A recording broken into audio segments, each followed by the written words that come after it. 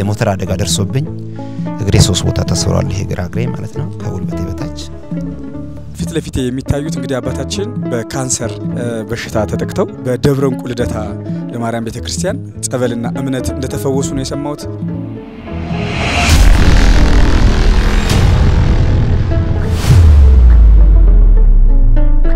ይህ የከተራራ ላይ የሚገኘው ደብረ እንቁ ልደታ ላይ ያለው ትልቁ የመስቀል ፕሮጀክት ለምን ቆመ በዚህ በኩል ቤተ መንግስት በዚህ በኩል ቤተ ክርስቲያን አንተውም ከቶ የሰጠንን አምላክ በደሙ መስርቶ የሰጠንን ጌታ በመስቀሉ ሞቶ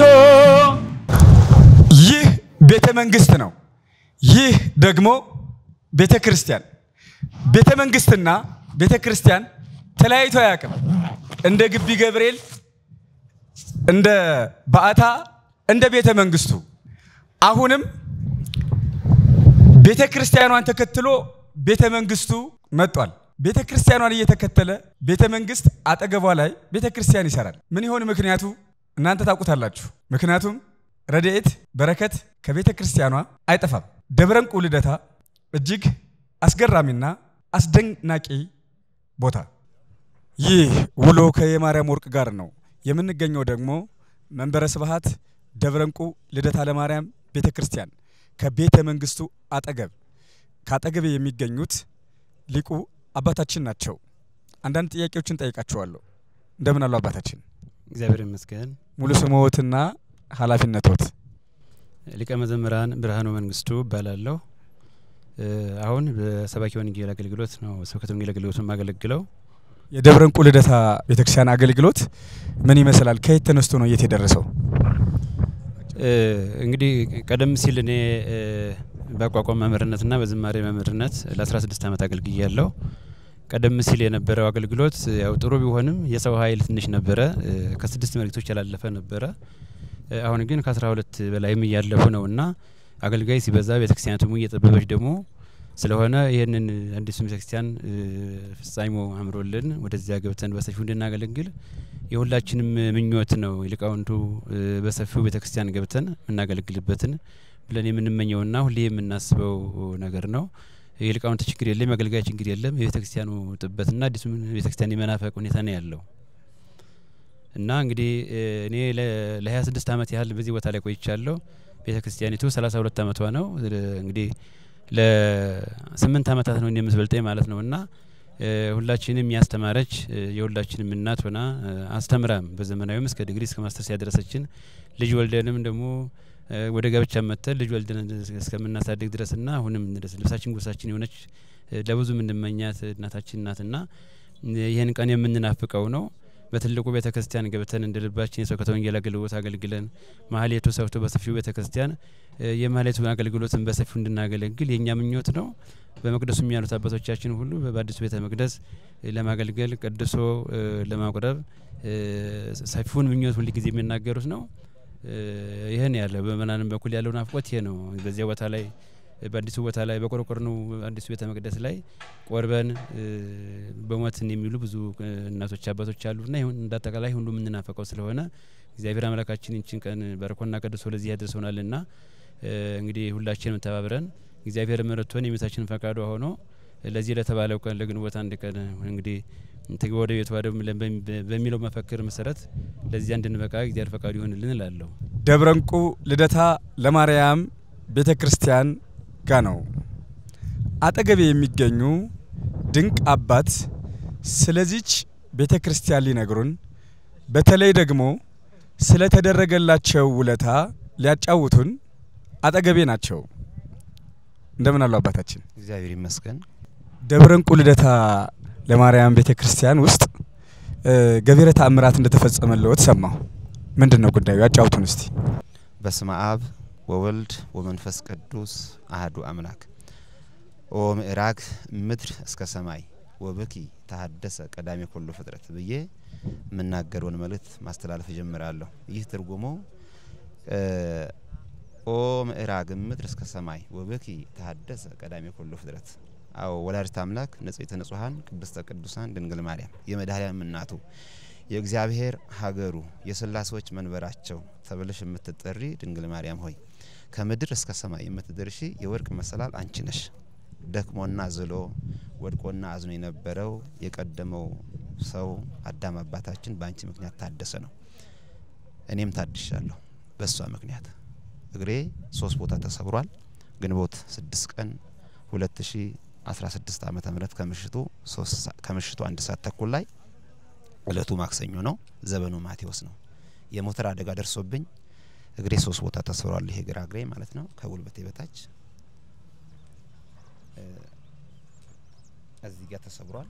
እዚህ ጋር ተሰብሯል 3 ቦታ ማለት ነው። 1 አመት ከ5 ወር በክራንች ነበር የሚሄደው። መስከረም 1 ቀን 2018 ዓመተ ምህረት እዚህ ቦታ መጥቼ እንበይና አፍስሼ ስሟን ጠርቼ የልጇን ስም አክብሬ አግነኜ ነግሬያታለሁ። በህይወቴ ዘመን ሁሉ ደግሞ ብዙ የሚያጫውትኳት ሚስጥር አለኝ። ወደፊትም ህይወቴ ሚስጥሬም እሷ ነች ቤታችን እና በጣም በደረሰብኝ ምክንያት አዘኛለሁ። ብዙ ባልንጀሮችም አሉኝ፣ ጓደኞችም አሉኝ፣ የሥራ ባልደረቦችም አሉኝ።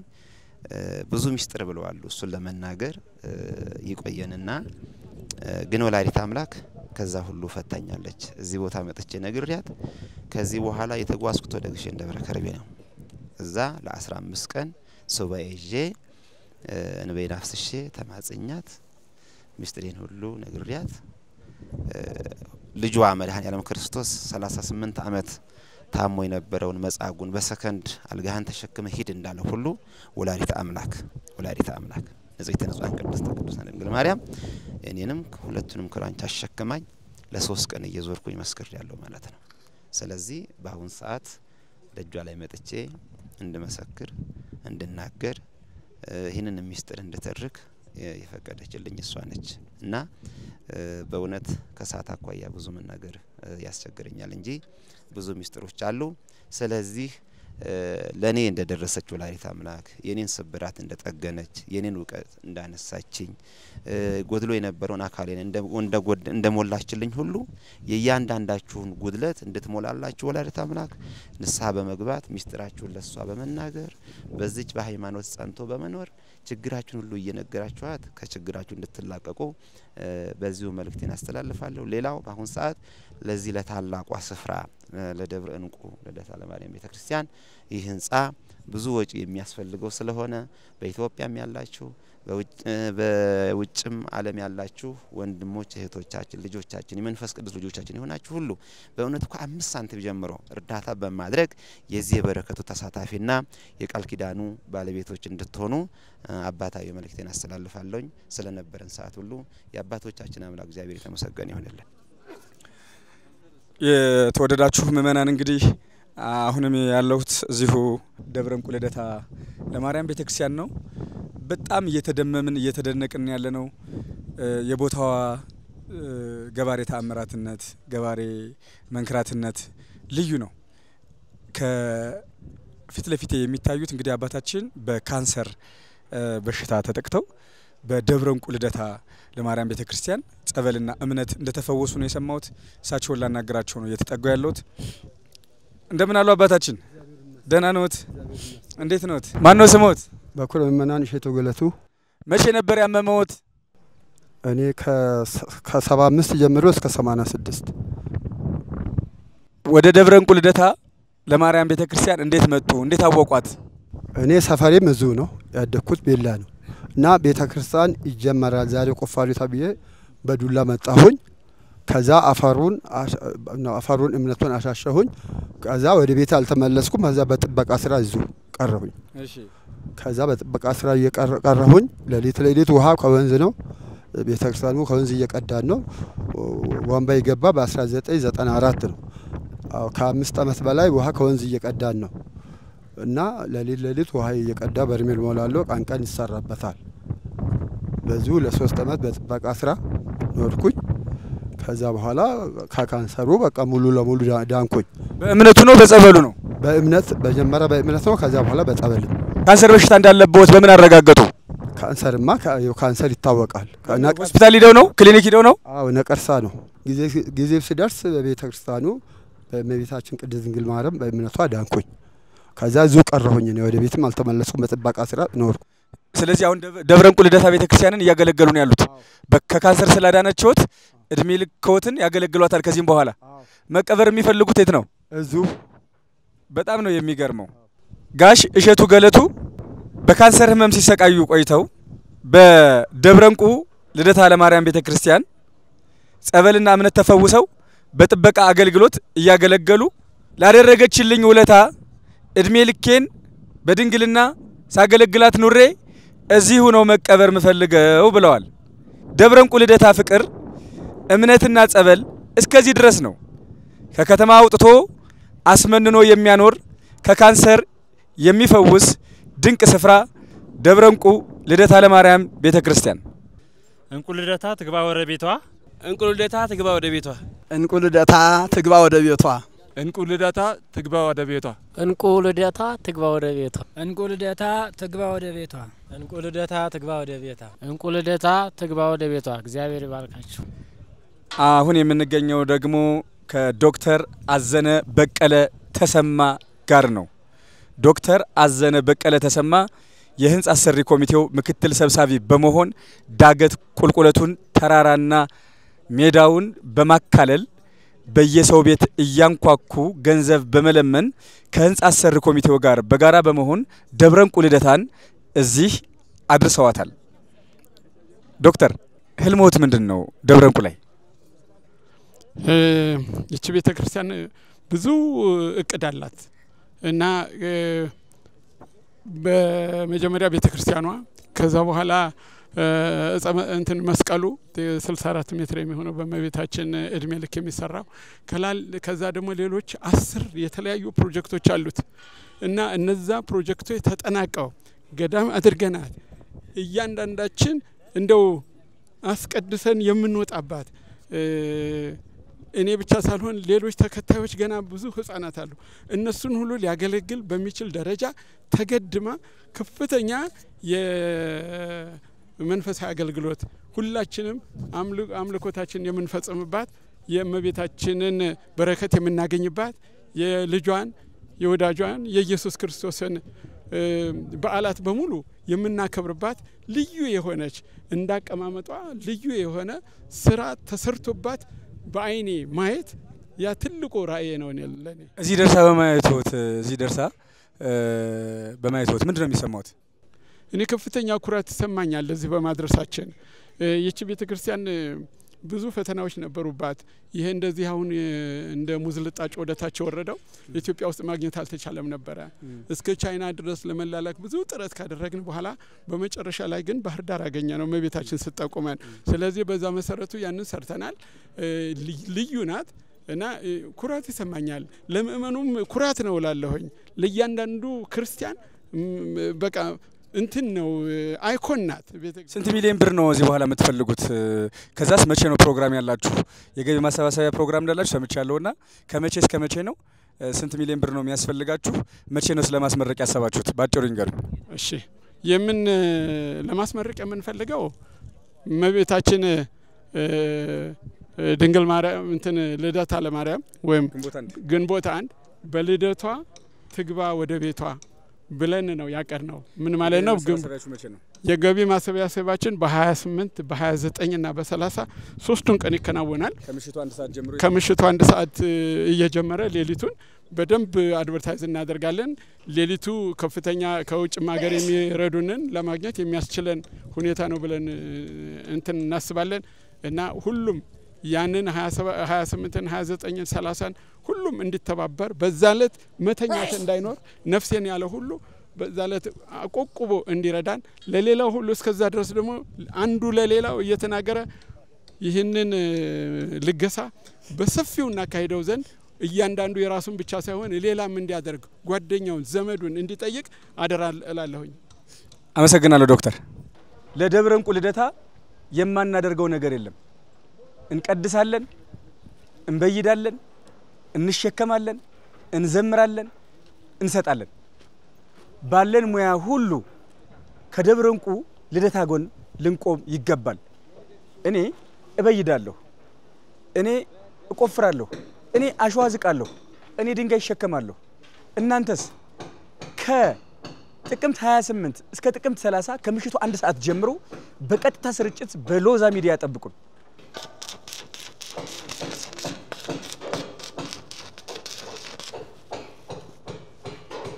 ቀን ቀን እንበይዳለን፣ ማታ ማታ ውሃ እናጠጣለን። ያለነው ደብረ እንቁ ልደታ ለማርያም ነው።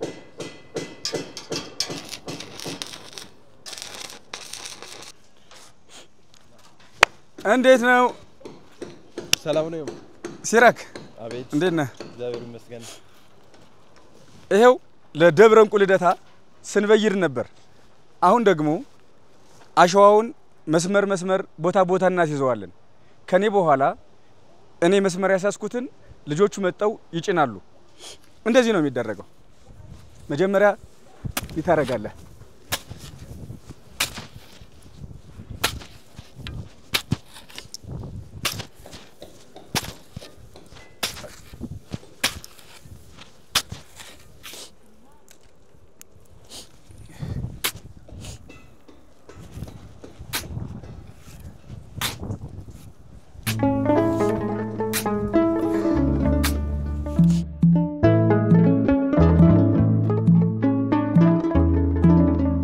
ከመሬት እስከ ላይ ድረስ 49 ሜትር ርዝመት ነው ያላት።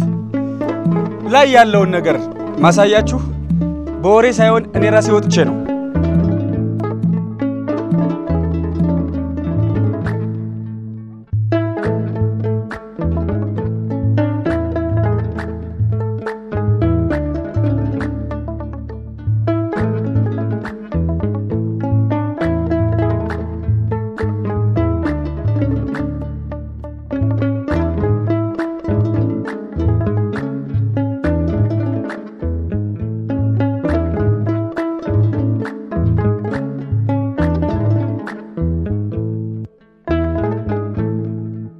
ከአዲስ አበባ ተራሮች አንዱና ትልቁ በሆነው በየካ ተራሮች መካከል አናት ላይ ያለችው እንቁ ልደታ ከ9 ዓመታት በኋላ ልትጠናቀቅ የቀራት ጥቂት ወራት ነው። ደብረ እንቁ ልደታን ለማጠናቀቅ ዓለም አቀፍ የገቢ ማሰባሰቢያ ቀናት ተመርጠዋል። ከጥቅምት 28 እስከ ጥቅምት 30 ከምሽቱ 1 ሰዓት ጀምሮ አይኖች ሁሉ እንቁ ልደታ ላይ ናቸው።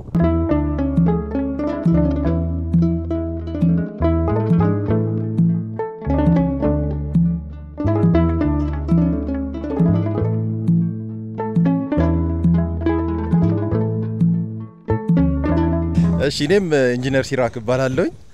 ወንድሜ የህንጻ ሰሪ ኮሚቴ ደግሞ ኢዮብ ተከታል እባላለሁ። ኢንጂነር ዮሴፍ እባላለሁ የህንጻ ሰሪ ኮሚቴ ቴክኒካል ኃላፊ። እኔም ኢንጂነር ኤልያስ እባላለሁ። በፊት የሰበካ ጉባኤ አባል ነበርኩኝ እዚህ ለ6 አመት። አሁን ደግሞ የህንጻ ሰሪ ኮሚቴ አባል ላይ እየሰራው ነው ያለሁት። ጎበዜ ደበላ በደብረ እንቁ ልደታ ለማርያም በህንጻ ሰሪ ኮሚቴ ቴክኒክ ባለሙያ። በጣም አሪፍ። እጅግ አድርገን እናመሰግናለን ሲራክንና ወንድማችንን በደንብ አስቀድሜ ደጋግሜ አግኝቻቸዋለሁ። ማን እንደምጠይቀው ባላቅም ቀድሞ የመለሰ ሰው ይሸለማል። ከአምስታችሁ ማለት ነው።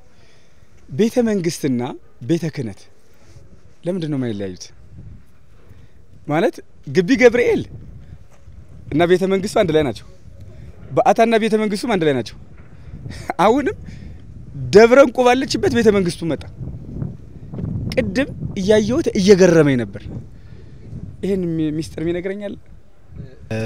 ህግ ይወጽ እምጽዮን ይላል መጽሐፋችን። ስለዚህ ህግ የሚመነጨው ከጽዮን ነው፣ የህግ ፍጻሜ ደግሞ ፍቅር ነው ይላልና እግዚአብሔር የፍቅር ሁሉ ፍጻሜ ስለሆነ የህግ ምንጭ ደግሞ ቤተክርስቲያን ናት። ስለዚህ አስቀድማ ስርዓትን ህግን የሰራች ቤተክርስቲያን ስለሆነች መንግስት ደግሞ ቤተክርስቲያንን ተጠግቶ ይሰራል ማለት ነው። ደብረ እንቁ ተራራ ላይ ያለች ፈርጥ፣ ተራራ ላይ ያለች ንግስት ሆናለች። እጅግ አምሮባት ተሞሽራ ተውባ ሰርጓን ትጠብቃለች። መቼ ነው የምትዳረው ካላችሁ ግንቦት 1 2018 እንቁ ልደታ ትግባ ወደ ቤቷ በማለት ልጆቿ ተጠራርተው ከሀገር ውስጥና ከሀገር ውጭ ተገናኝተዋል። ውስጡንም ምን እንደሚመስል ሊያሳዩን የልደትዬ ልጆች የደብረ እንቁ ልጆች ካጠገቤ ተገኝተዋል። ወደ ውስጥ እንገባና እያንዳንዱን ነገር የምታሳዩን ይሆናል ማለት ነው። በጣም ጥሩ። ስሜ ጎበዜ ደበላ በደብረ እንቁ ልደታ ለማርያም በህንጻ አሰሪ ኮሚቴ ቴክኒክ ባለሙያ። አሁን የምናየው በዚህ በ1500 ካሬ ላይ ያረፈችው እመቤታችን ቅድስት ድንግል ልደታ ማርያም አሁን ያጠቃላይ የመጨረሻ ስራ ላይ ወይም ደግሞ አሁን ያለነው በአንድ ህንጻ በምንከፍልበት ጊዜ ሰብና ሱፐር ስትራክቸር እንላለን። ሱፐር ስትራክቸር አለ አሁን ከቆምንበት በላይ ያሉት የመጨረሻው የህንጻ አካል ብለን ነው። የህንጻ አካሉ አሁን ከዱሙ ጀምሮ ከጣሪያው የምንለው ነው። እሱም የመጨረሻ ዋተር ፕሩፊንግ የተባለውን ጎልደን ቀለም ጨርሰን የመጨረሻ ኮት ላይ ደርሰናል። 49 ሜትር ነው።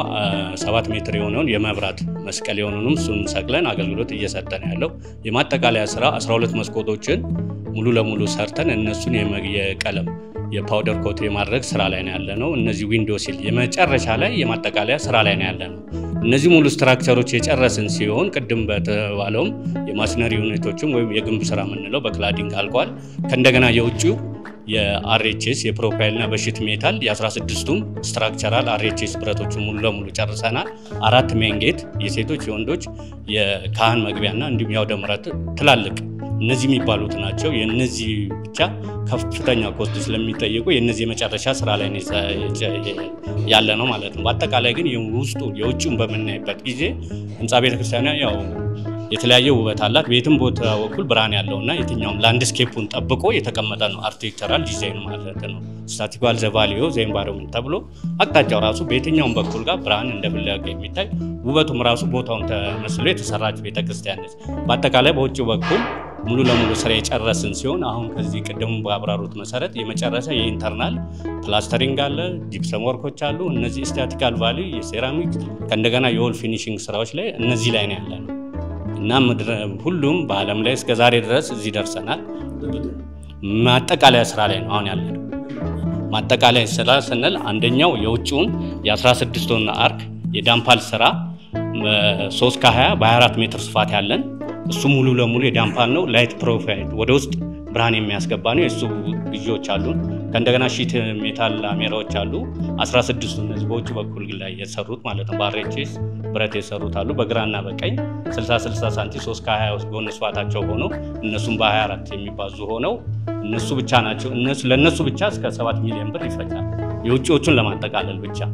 እንደገና ደግሞ የቀለም ስራ የመሳሰለዋል የአርኮች የሺሮሉ የቨረንዳው ለየት የሚያደርገው ግድግዳም ነው ከእንደገናም የውስጡም አካል ነው። ሁለት አገልግሎት ፋክሽናል ሪኳየርመንቱን የሚሰጠው ነው።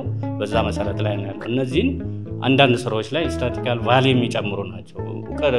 ውበት ደግሞ ከገንዘብ ጋር ነው። አሁን ካለው ወቅታዊ ዋጋ ላይ በጣም በካሬ እንኳን ብቻ እስከ 2500 የሚጠይቁን ስራ ነው። አነስተኛ ሊስት ሚኒማይዝ ያደርግ ነውና በዛ መሰረት ነው። አጠቃላይ ግን የፊኒሺንግ የማጠቃለያ ስራ የምንላቸው ከቀለም ከመብራት እና ከፍሎር ጀምሮ ያለንበት ስራ ላይ ነው። እሺ በጣም እናመሰግናለን። እስካሁን እንግዲህ የተመለከታችሁት ስለ እንቁ ልደታ እጹብ ድንቅ የሚያስብል ታሪኮች ድንቅ የሆኑ ታምራቶችን የተመለከት ነው። እስካሁን ድረስ እንግዲህ ደብረ እንቁ እንደምትመለከቷት እንደው በይፋ ወጣ ቤተክርስቲያኗን ለእንጨርስ ብላ እንደው በልመናም ወጣ ማታቅም ለምእመኑ እዚያ አካባቢ ያለው አጥቢያ ምእመን ለንግስ ሲመጣ እንዲሁም ደግሞ በሰንበት ቀን ለቅዳሴ ሲመጣ በተሰበሰበው ገንዘብ ነው እንግዲህ እዚህ ድረስ የደረስነው። እንዲሁም ደግሞ በእውነት በዚህ አጋጣሚ እንደው ማመስገን የምፈልገው ውጪ ያሉ አባላቶቻችን አሉ፣ የደብረ እንቁ አጥቢያ ወዳጆች አሉ። እነሱ ያላሰለሰ ጥረት እዚህ ደርሳለች ደብረ እንቁ ልደታ ለማርያም ማለት ነው። አሁን ቅድም እንግዲህ እንደተባለ ሁሉ ግንቦት 1 2018 ዓመተ ምህረት ለማስመረቅ እግዚአብሔርን አጋዥ አድርገን ወላዲተ አምላክን አጋዥ አድርገን ተነስተናል። ለዚህ ደግሞ ፍጻሜ ይሆናል ብለን የምናስበው በጣም ተስፋ የጣልንበት መርሃ ግብራችን ከጥቅምት 28 እስከ ጥቅምት 30 ድረስ በዚሁ ተራራ ላይ ደብረ እንቁ በምትገኝበት ተራራ ላይ ከተራራው አናት ላይ ሆነን ከምሽቱ 1 ሰዓት ጀምሮ የኦንላይን መርሃ ግብር ተዘጋጅቷል።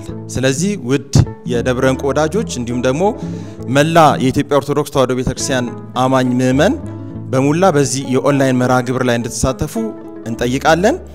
ቀኑን እንዳትረሱት። ከጥቅምት 28 እስከ ጥቅምት 30 ከየካ ተራራ ላይ ከደብረ እንቁ ካለችበት ተራራ ላይ የኦንላይን መርሃ ግብር ይካሄዳል። የኦንላይን መርሃ ግብሩ እንግዲህ ከስር በመናስቀምጠው የቲክቶክ ገጾች እንዲሁም ደግሞ ዩቲዩቦች እንዲሁም ደግሞ 4 ስልኮች አሉን። 4ቱን ስልኮች መናገር ይቻላል።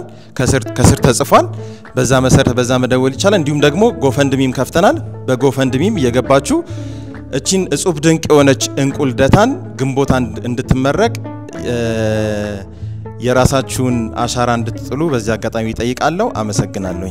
የኢትዮጵያ ኦርቶዶክስ ተዋሕዶ ቤተክርስቲያን አብያተ ክርስቲያናትን፣ ገዳማትን፣ አድባራትን የምትሰራው በአብዛኛው ተራራ ላይ ነው። ይህም ምሳሌ አለው።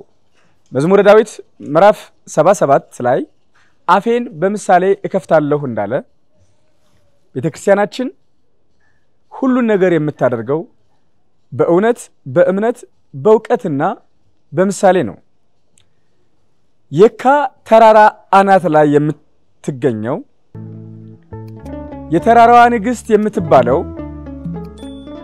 እንቁ ልደታ ለማርያም ቤተክርስቲያን እዚህ ደርሳለች። ይህ ለኦርቶዶክሳውያን እጥፍ ድርብ ደስታ ነው።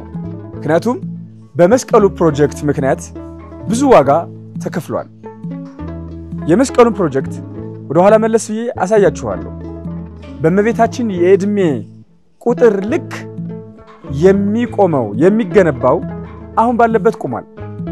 ከጥቂት ዓመታት በኋላ ግን ፕሮጀክቱ ወደ ነበረበት ይመለሳል። ከዛ በፊት 9 ዓመታትን የፈጀው ደብረ እንቁ ልደታ እዚህ መድረሱን የምናሳይ ይሆናል። ይህ የምታዩት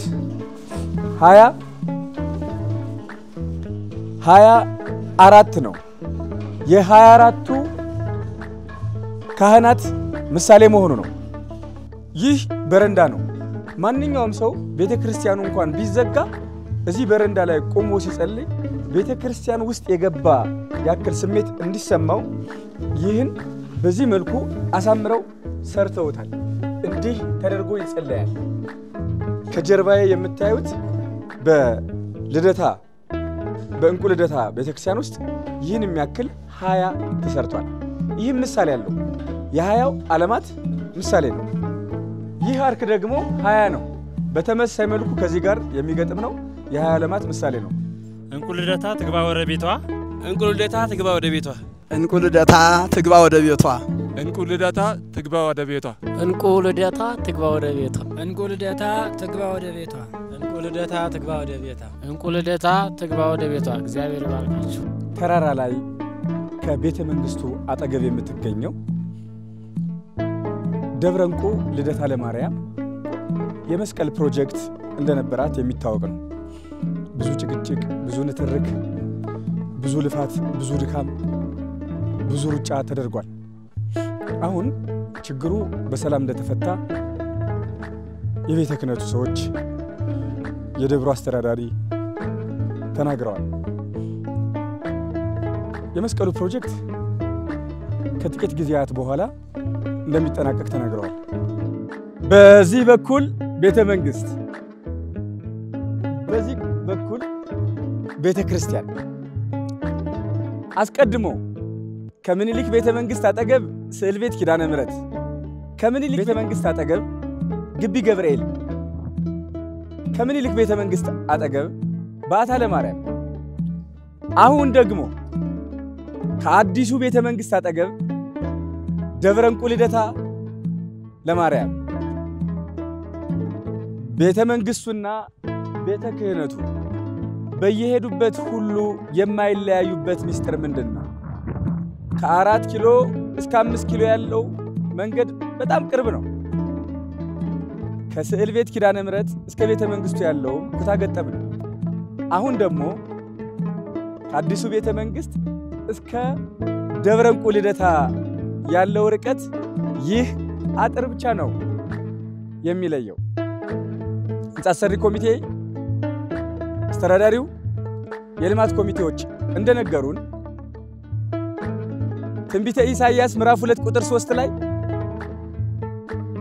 ከጽዮን ሕግ ይወጣል ከኢየሩሳሌምም የእግዚአብሔር ቃል ይወጣል ይላልና እንዴት ይለያያሉ ብለውና ደግሞስ ይቺ ቤተክርስቲያን ለሀገር አይደል ስትጸልይ የምትኖረው?